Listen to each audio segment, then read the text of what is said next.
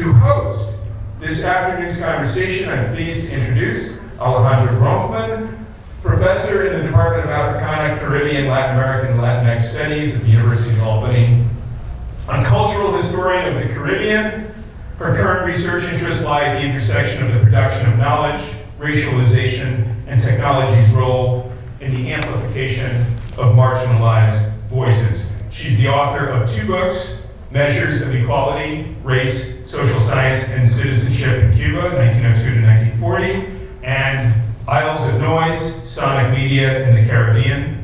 She currently serves as Vice President of the Conference in Latin American History. Please welcome Alejandra Bronfman and Sandra Guzman.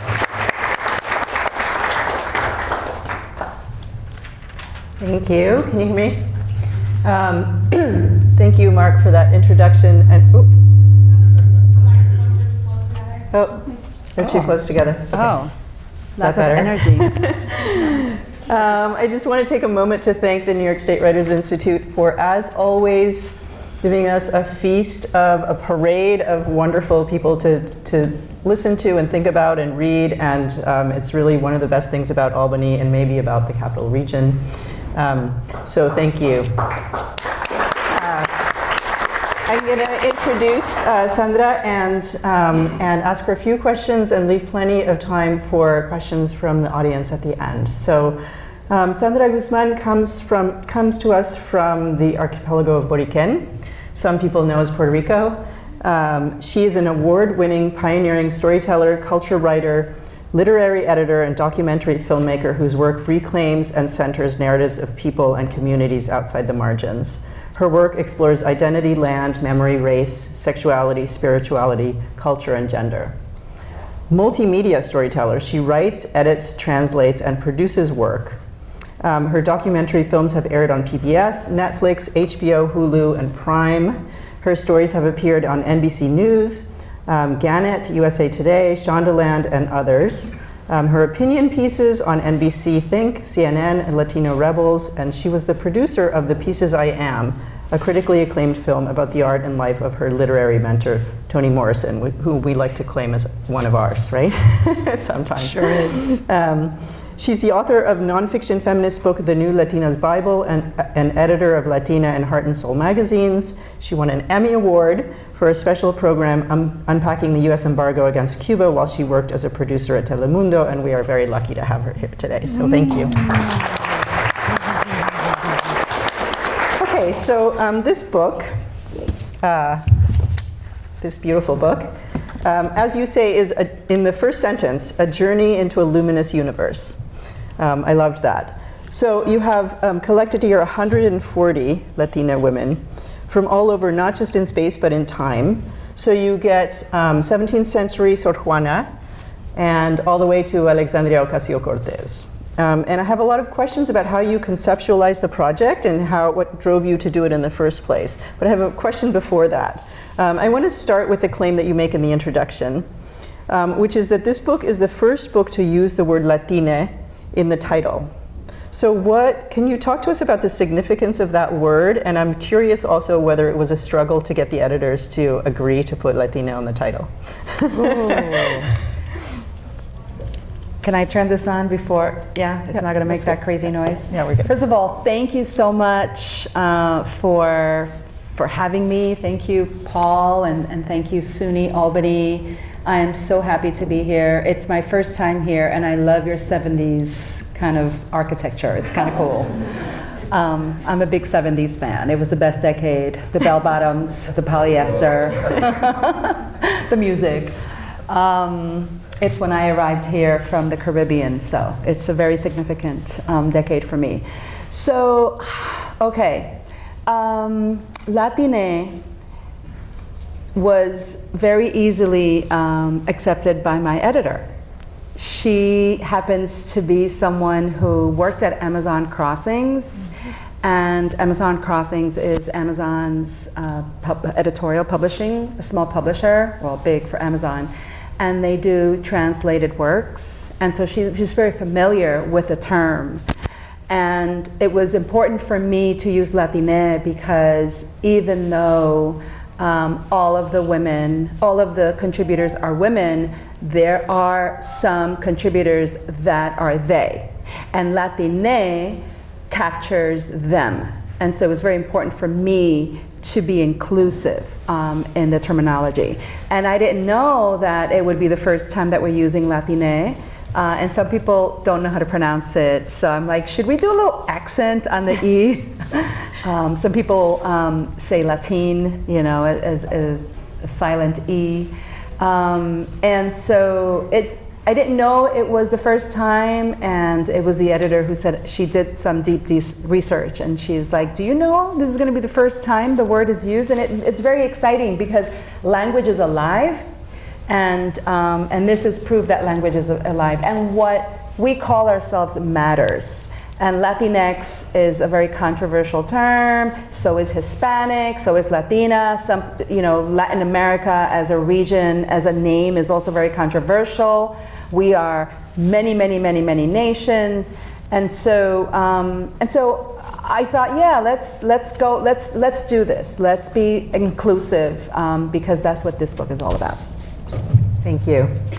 So let's go back to the beginning. What is the origin story of the book? How did you get into your head that you wanted to collect 140 women and put them in the book? What's the driving kind of impetus?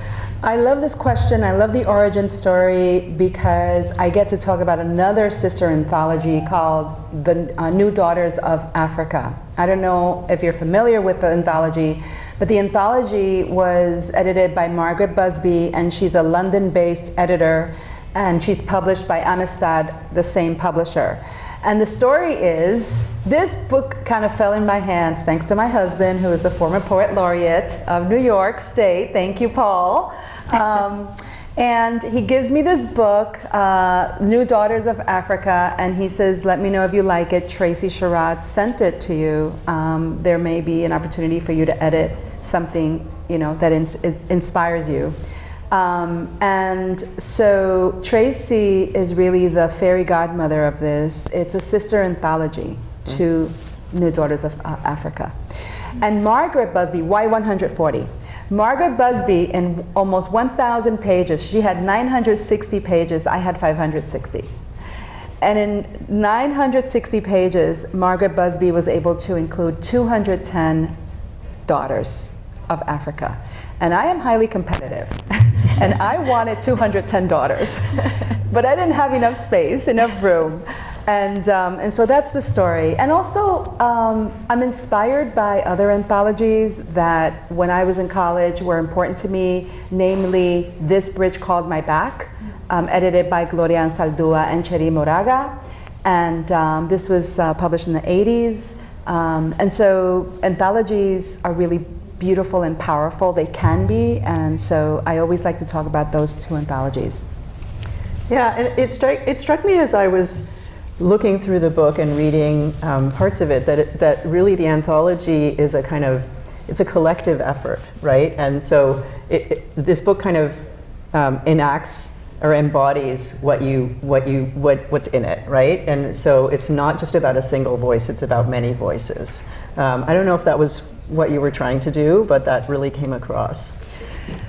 Thank you so much. Thank you so much for observing that and noting that, because when I began this incredible journey, first of all, I am not an anthologist, or I wasn't before this, and anthologies are a lot of hard work.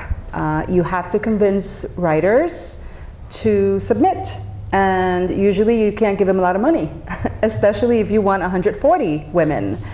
And so what drove me was really to capture what is on the ground in Latin America, which is this mosaic of literary brilliance that we don't necessarily get to experience in American colleges. You know, when I went to Rutgers University, to be honest with you, I read one or two Latina writers and Latino writers, Gabriel Garcia Marquez, Julio Cortázar, I can name them, you know, in maybe one hand. And so I was very aware that I was creating something for students. I was creating something for a community of people who, first of all, perhaps don't even know that all of this brilliance exists, and second of all, to showcase that brilliance was a beautiful thing. So that was the beginning of the conceit. I remember thinking about the 4 pillars that, if I thought of this book as a house, so there were 4 pillars that I wanted to talk about. The first pillar was the 4 groups of women that I wanted to center. And the first group of women that I wanted to center in the book are indigenous women of Latin America.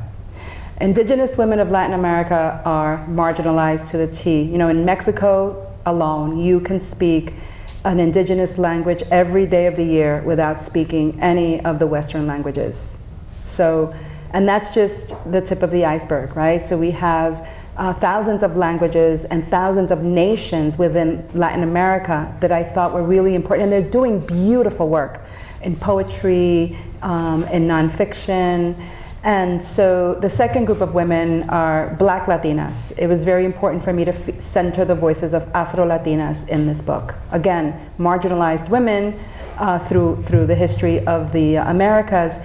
And the third group of women are queer women. You know, one of the women that I love it because I chose a letter. Her name is Gabriela Mistral, and she's the first Latin American woman to have won a Nobel Prize in Literature, and she was a fabulous poet. And during her lifetime, she was criticized, and she was called a jamona, which in English is like a spinster. And the men usually would make fun of the way she dressed, or she was, you know, that she was a sourpuss. And you read her letters, and she was having a really good time with the girlfriends, a really good time. And so I decided to include one of her love letters to her lover that she wrote when she was in Italy.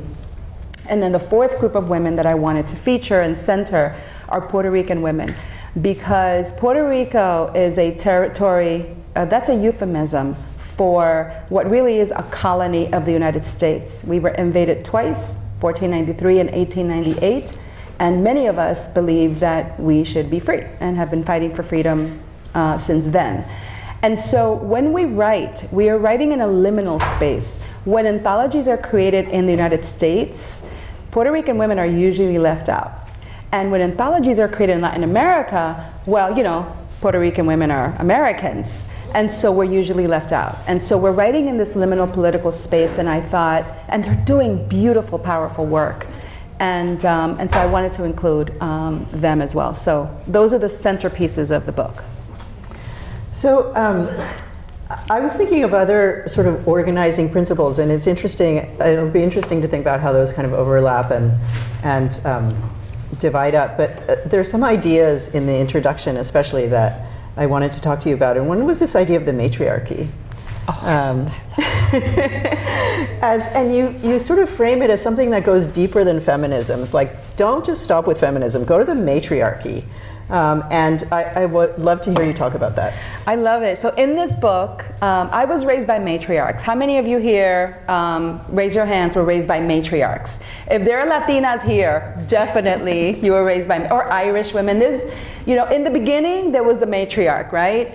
And so in the midst of editing this book, and I write about a dream that I have, my mother passed away in my arms in December of 2020.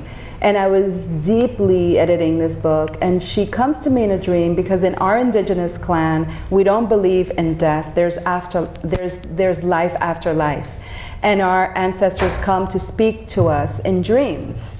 And so my mother comes to me in this dream, and she pretty much, it's a beautiful dream. It takes place in Jersey City, where I grew up. And there's all of these women of all races and ethnicities, and they're dressed in all kinds of outfits, and they're wearing afros and blowouts, and they're looking fierce. And then they start to dance in this beautiful display of, it was like a murmuration. It was just a gorgeous dream. And then she starts talking to me about feminism. And I was like, Ma, what are you doing? And then she says to me, you know, feminists, she says, don't confuse that, the spectacle that we were watching. That's what you call performance feminism. And we need to go deeper. If feminists want to do the real work, which is to liberate women and to liberate the world from the, you know, clutches of the patriarchy, we have to go deeper and look at the matriarchy. And I dream share with my family. The next morning I'm telling my sons and my husband, I had this dream and mom came and she was fierce. And they're like, that's the book, right? You have to include this in the book. It's a message about when women are valued, when women run societies, how different societies are. And being a Boricua, a Taína Boricua, being raised by matriarchs, I have seen the way in which our families are run, strong and beautiful and nurturing and loving, and so that's sort of the concept of the matriarchy versus feminism, which is a concept that was created by white women and not necessarily indigenous women or black women. Thank you. So two other things, well, maybe three other things I want to talk about, and we can open up to questions.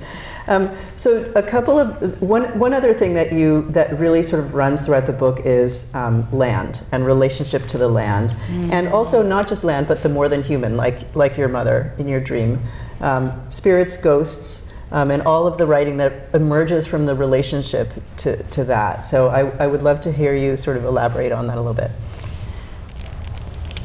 Professor, I love your questions. Land is the ancestor in this anthology. Land is the centerpiece of the anthology. We are part of the land.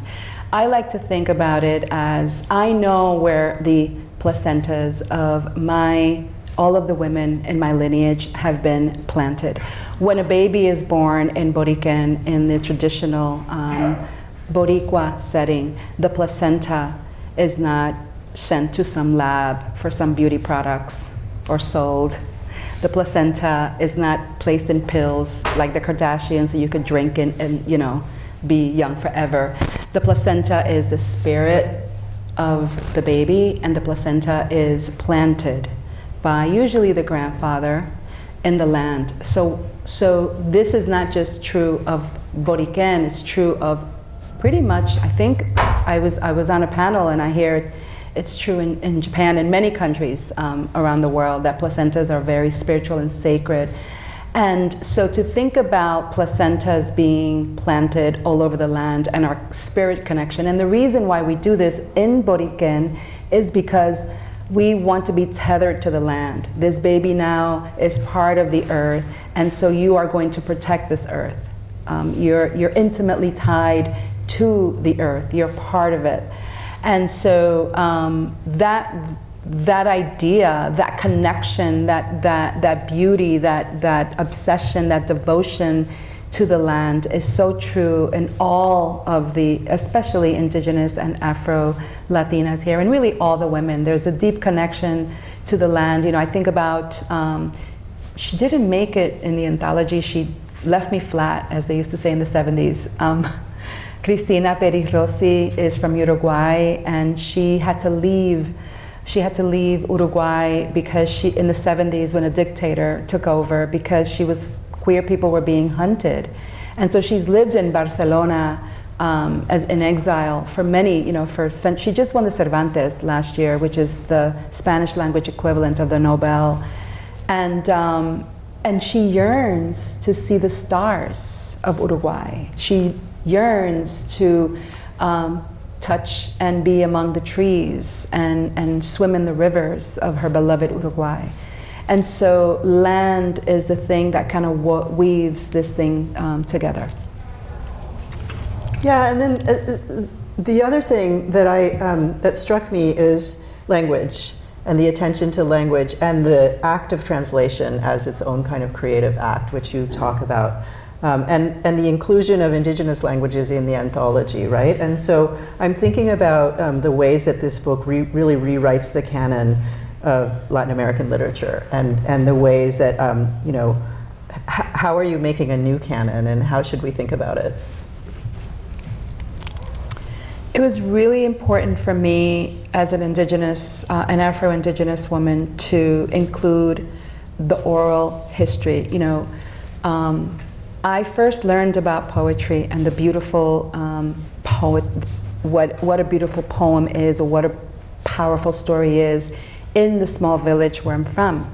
I saw it it was oral literature. Like, I know what happened in 1493, not because I read necessarily the chronicles of the conquistadores, but because my mother would take me to visit ceiba trees and talk to me about the significance and the sanctity of certain ceiba trees and what happened. And I was like, Ma, you weren't there. She was, yes, I was.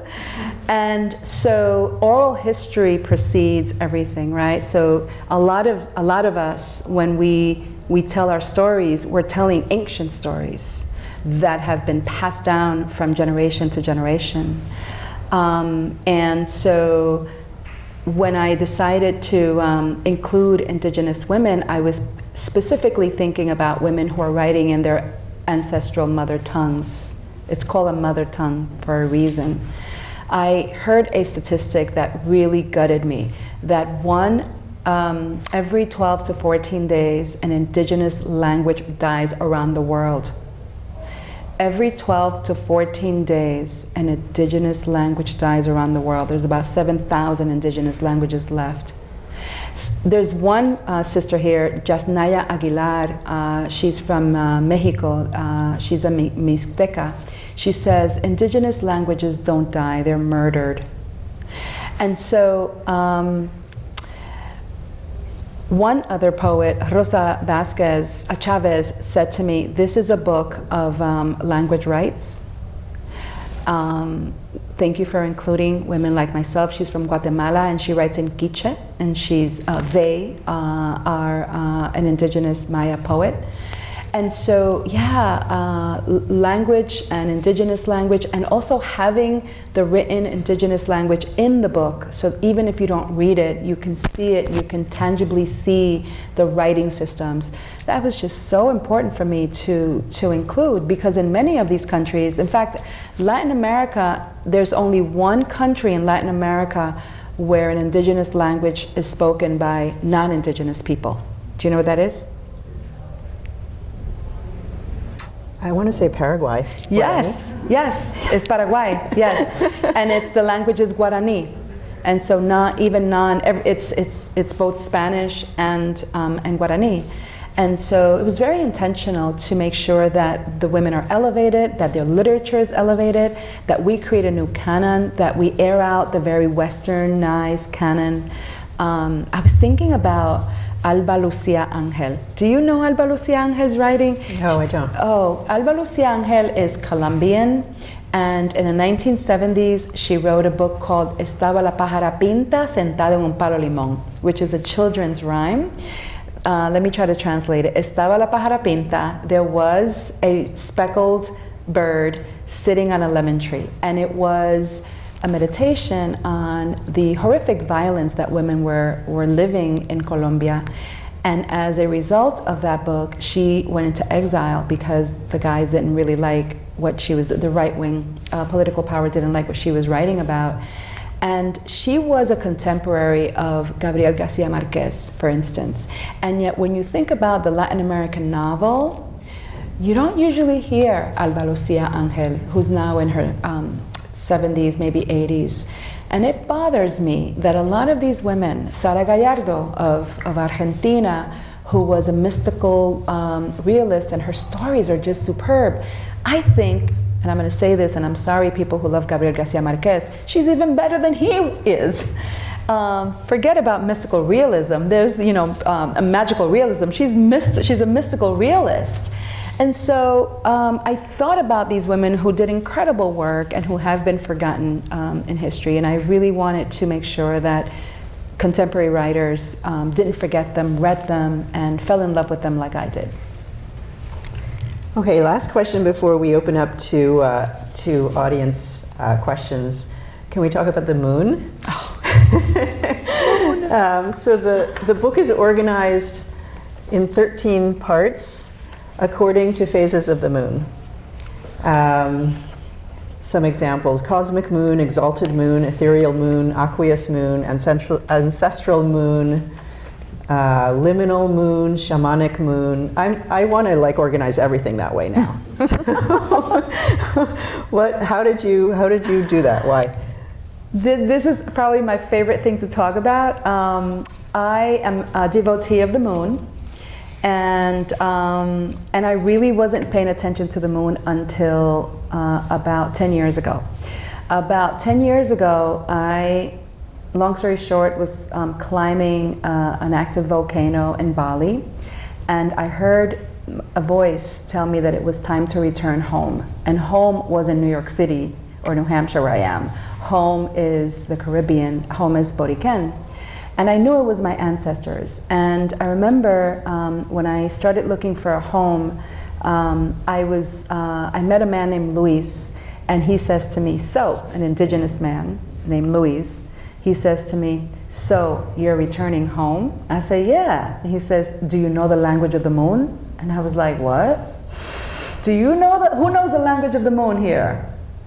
Well, the question stumped me, and so I began to think about what is this language that he's talking about?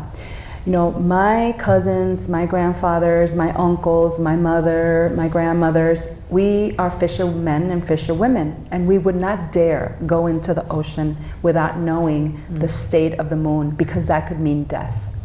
The moon rules everything, whether you feel her or not. We're 73% water, and if she's doing something to the tides, you know she's doing something to us, right? Our modern lives are so disconnected that we are disconnected from this beautiful abuela. And so, anyway, I'm in the middle of organizing. I have 140 women. I'm like, how am I gonna do this? I thought alphabetically it would be boring. Right? Yep. I thought by period it would be, And so I was scratching my head, what am I going to do? And I was talking to Lawrence Schmel, I can't pronounce his name correctly, sorry Lawrence. And he's a translator of several pieces here. And I'm telling him about my concern, and he was like, La Luna, of course. And I was like, La Luna. So then I started to really think about, on this side of the world, how do we perceive the moon? What do we think about the moon? And it took me into a rabbit hole of talking to Maya elders. Now, the Maya people have a calendar that is about 26,000 years old. 26,000 years old. So they have been looking at time and thinking about time for a very long time, right? And we started talking about their days of the week, because it's not just the moon, it's also the number 13. I learned that they have a 13-week, they have 13 days of the week, and each day of the week, for the 13 moons of the year. And I learned that every day of the week and every moon has a specific energy, and energy that connects us, like the one moon connects us to water, the one moon connects us to the ancestors, the one moon allows us to untie knots. And the more we spoke, the more it became apparent to me that 13 also in the Maya language is another word for God. 13 is a holy number. I don't know if everybody knows here that most of the world went by the lunar calendar. And in 1560, there was a pope named Gregory, right? And so now we have a Gregorian calendar, and he switched it up, and it's now a calendar that is very rigidly kept so that we can make more money for the capitalist system. Did I just say that? Yeah. And so the moon has been forgotten, and we have been disconnected. So it just made a lot of sense for me. Then it was like, okay, 13 and the moon. And then when I spoke to every community in the Maya, for the Maya people, they have someone who is a timekeeper. Could you imagine that? Like somebody who keeps the time, somebody who's thinking about the calendar, and somebody who's thinking about what is happening today in this calendar. So after speaking to Nana Maria, I was like, okay, 13 and moons, and then, I was off to the races. Thank you. We have some time for questions from the audience, and Jennifer's going to steal my microphone, so. Oh, we'll share this one. Well, it's mainly going to be you. Oh, okay. Yeah, I'm not answering questions. Thank you so much. I so look forward to reading the 140 contributions from the various authors. And and thank you for a wonderful presentation also. My question has to do with some resonances as you were speaking, particularly the reflection about the placenta and the land. It made me remember kind of this notion in Latin American feminism that comes more like from indigenous communitarian feminisms about cuerpo territorio or body territory.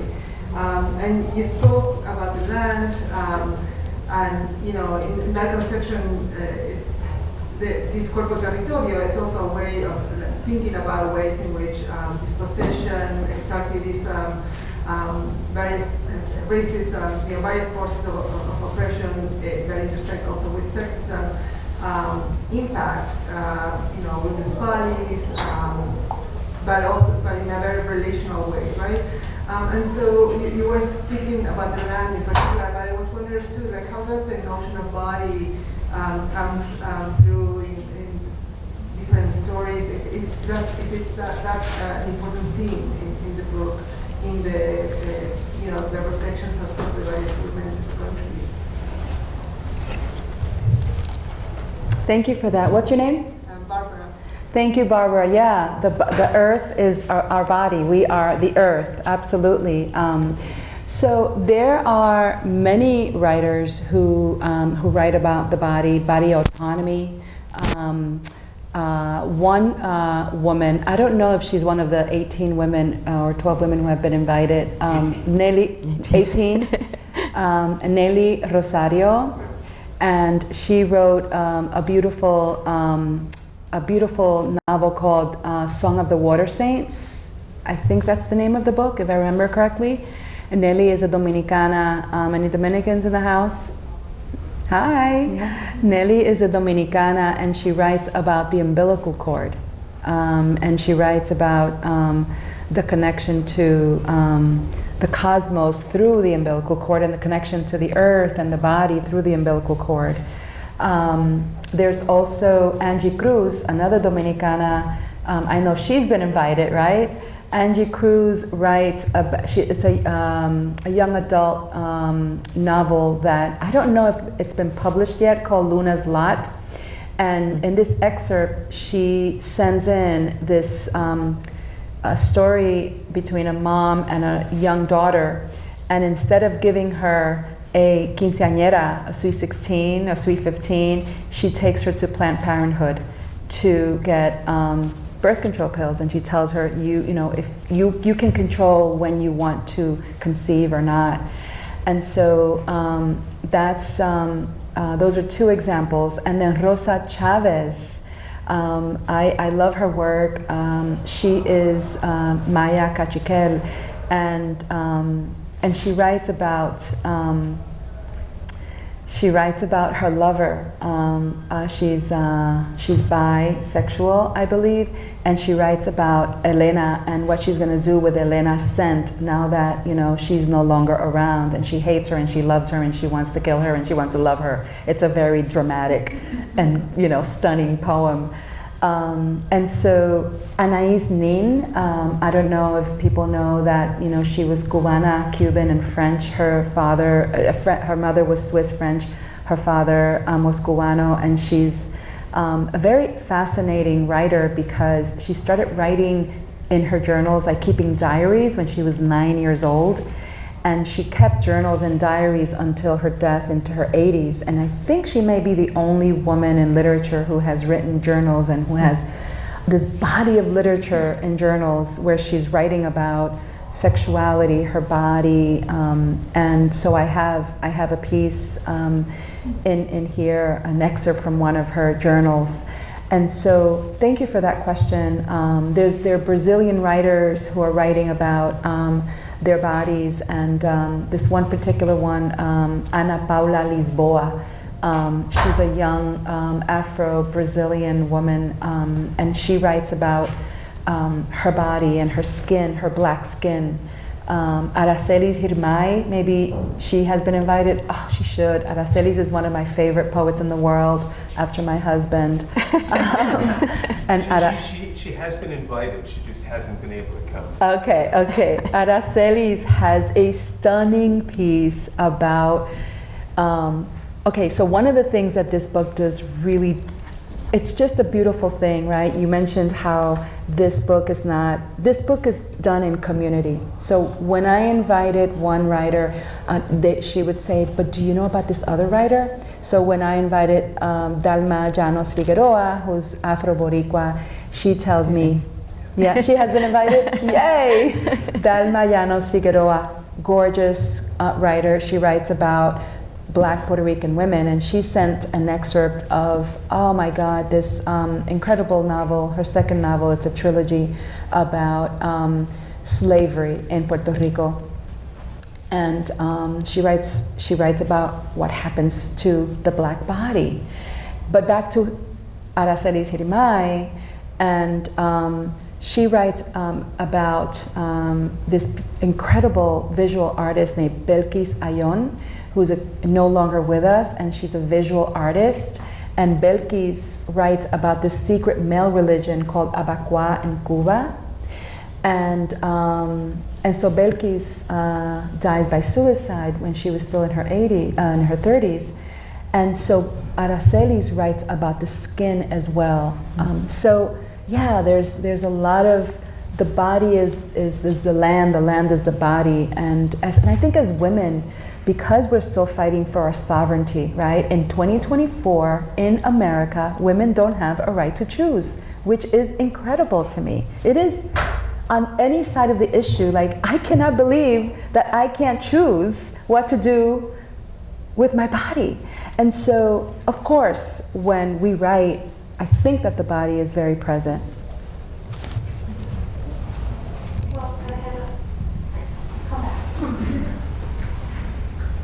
Hi there. On your honestly, frankly, incredible archival journey, did you come across any works that you were surprised by, as in like you uncovered them while you were searching for something else? And what were some of the most valued or surprising insights and revelations that you gained from the work you collected? Wow.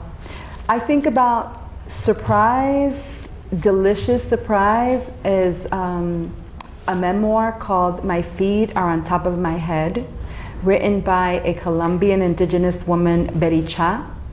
She's from the Uwa nation, and I think this is the first memoir written by an indigenous woman in Colombia. And it was so powerful to read a memoir from an indigenous woman written in the 1940s, 50s, I believe, where she's chronicling what's happening when the Jesuits are coming. This is not like 100 years ago. This is not like 200 years ago when the conquistadores were here. This is like a few decades ago. And she's writing about what happened to her family, what happened to her communities, what happened to her language. And she writes desperately because she says, I don't want the world to forget that we were once here. So that was a stunning and beautiful moment in this journey of mine. There were the submission by Aracelis Hirimay was also quite stunning, in the way that she connected the visual artist to her experience being pregnant and being in Cuba.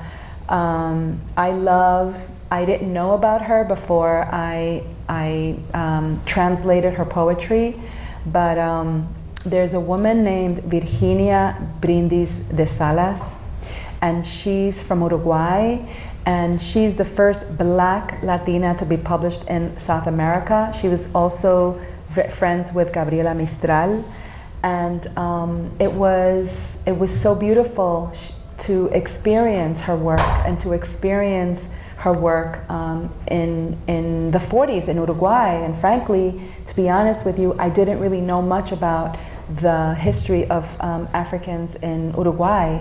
And so there were many beautiful moments, like there's another, Brigitte, my goodness, I just forgot her last name. She is from Nicaragua, and she's from the Miskito Nation. And frankly, I didn't know that there was still a very powerful indigenous nation in Nicaragua that still speak in their mother tongue. So many of these moments were like, wow, I'm learning. I think about Mari Grueso, who is of Afro-Colombiana from the town of Buenaventura, Colombia, and her beautiful poetry where she reimagines Jesus and the Virgin Mary as Black Colombians. That was really cool.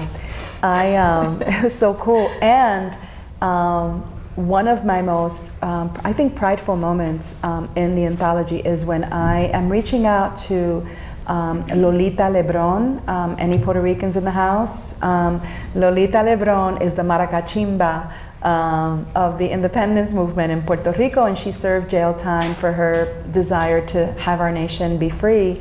And when she was jailed in 1956, she was the one that shut up Congress in the 1950s to just bring attention to the horrific conditions of our people. And they called her like a revolutionary with lipstick. Her lipstick was fierce, and so was her Luger. But anyway, she's been always just present in my mind as a fierce woman, and so I'm reaching out to her. The challenge of an anthology, if you're anthologizing people who are no longer with you, is what state they left their estate in. So sometimes they leave the estate in the hands of somebody who understands the importance of anthologies. Sometimes there are women here, there are women that should be here, but I could not get permissions because you need permissions for all of the texts. So some ancestors that I really, really wanted here are not here because I could not get permission from their estates, from their families, or I could not find someone who could sign the permission.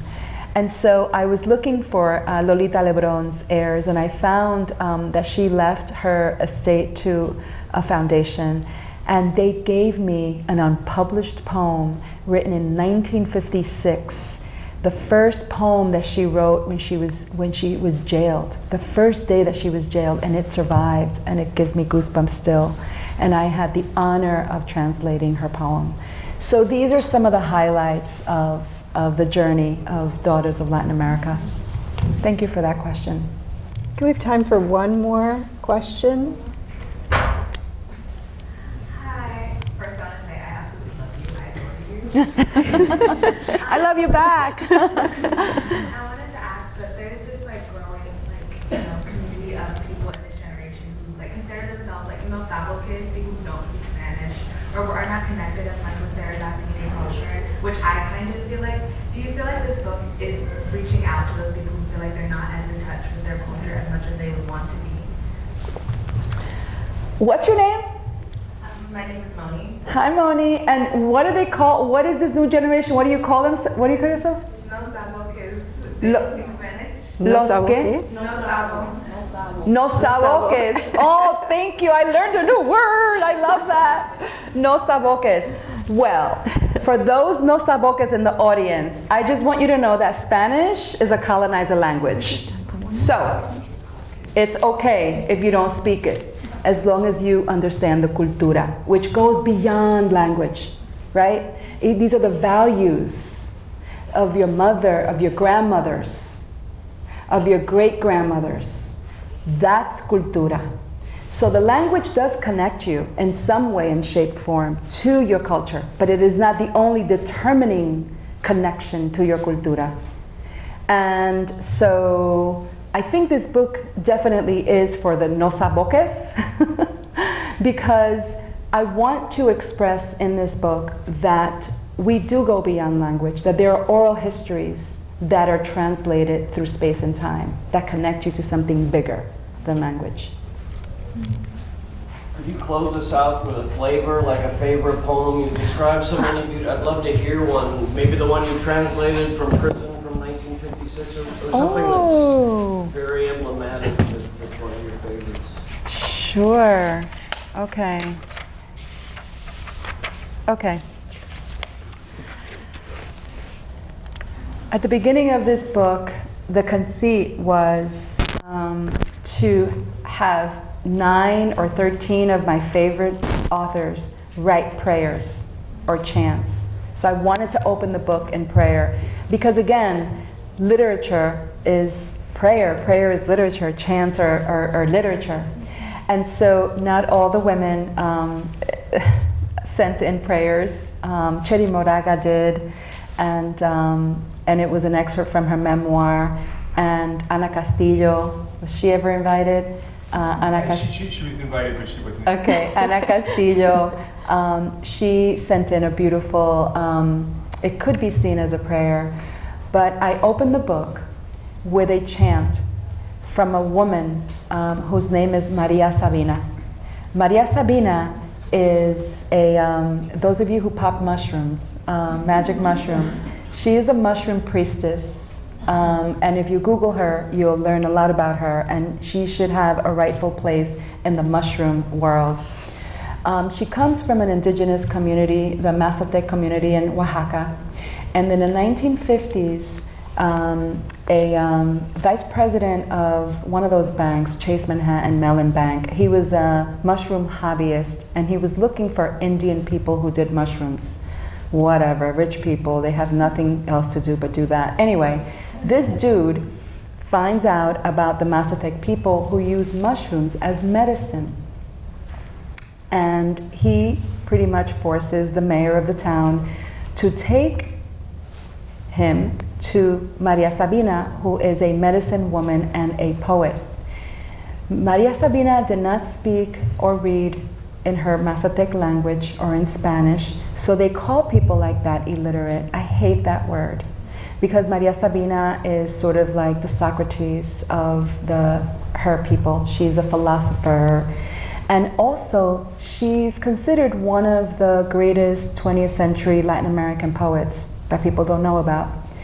And in this, what happened to her and to her people was pretty terrible, because once this guy gets to Huautla, he finds Maria, she gives him a velada, a healing ritual, and he trips on mushrooms. What he didn't tell her was that he was going to publish her photos and her recordings in Life magazine. And then everything turned to shit, because she said blind people started coming over and looking to find God and tripping on mushrooms, like the Beatles went, like, you know, this was not good. Her house was burnt down because a lot of her community thought that she sold out her people. Anyway, I thank this guy, the vice president of, you know, this bank, because he recorded her, and now we can hear her chants, and they transport you to another cosmos. It's so beautiful.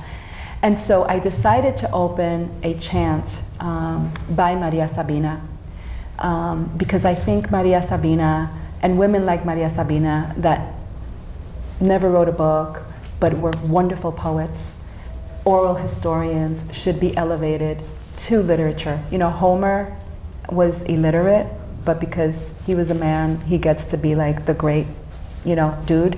And so Maria Sabina is the Homer of Latin America. And so I open the book with a chant.